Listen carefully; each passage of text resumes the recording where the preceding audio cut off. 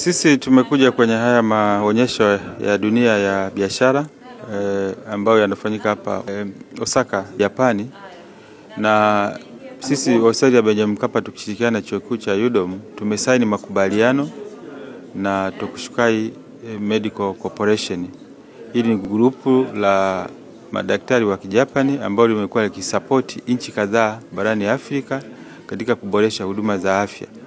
Na hawa wamekuwa wadau wetu wa muda mrefu nchini Tanzania, ndio walikuwa watu wa kwanza kusapoti swala la dialysis center pale hospitali ya Benjamin Mkapa pamoja na UDOM.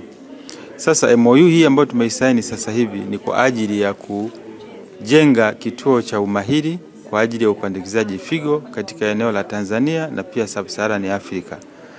Ni grant ambayo haina masharti yoyote, itakuwa na thamani ya bilioni 1.5 yeni.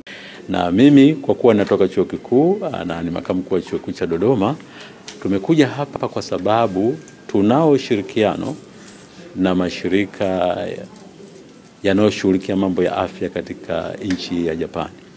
Moja wapo ya shirika linaitwa AFRECO, Association of Africa Economy and Development. Hili ni shirika lisilo la kiserikali, lakini tuna makubaliano ya ushirikiano na chuo kikuu cha Dodoma kwa ajili ya mambo makubwa matatu.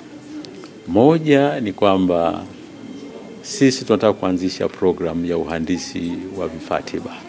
Tunao wataalamu wachache sana nchini na ni vyuo vichache sana ambavyo vinaendesha programu hizo.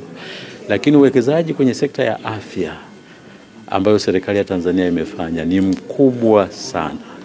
Na kwa kweli vifaa vingi na vya kisasa